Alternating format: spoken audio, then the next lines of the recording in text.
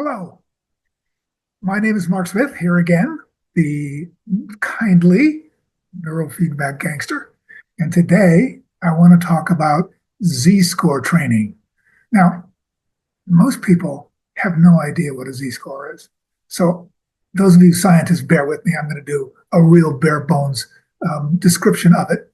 But a Z-score is how you measure a population, any population, anything. So you can measure frequencies, you can measure the hottest days of the year, you can measure height, weight, almost anything. So for this example, let's take height, for instance, male height, and let's assume that the average height, the mean, is 6 feet tall. That is, when you throw all of the heights in and you divide by the number of men that you're measuring, you come up with a mean or an average.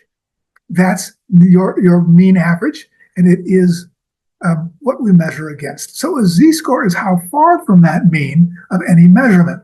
So let's take, for instance, basketball players. Everybody knows Michael Jordan. So Michael Jordan is 6 feet and 6 inches tall. That would make him 2 standard deviations above the mean of 6 feet. Whereas Muggsy Bogues, maybe the smallest man to ever play in the NBA, was 5'3". That would make him 3 standard deviations below the mean. All right? So if we take that, extrapolate that into frequency, and for instance, we decide, we're going to train the alpha band, and we want to do this with Z-score training, what we would do is the alpha band is from 8 to 12 hertz, and then we would measure it against an age norm database.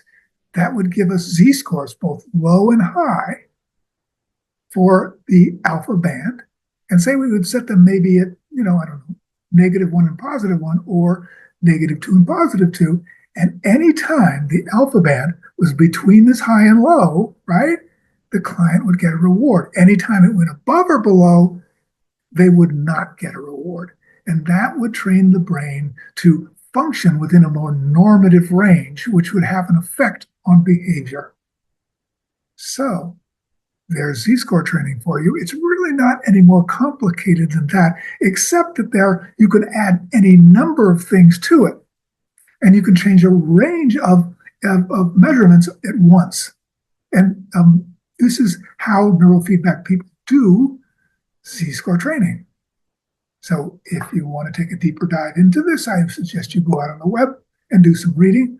Also know that I was one of the first people in the country, along with Bob Thatcher, Dr. Robert Thatcher, and Dr. Tom Kuro, who developed this. I was the clinician, they were the theoreticians. And now it's a real going form of neurofeedback training. So come back. There will be other forms of neurofeedback we'll talk about. Thank you so much for listening. Bye-bye now.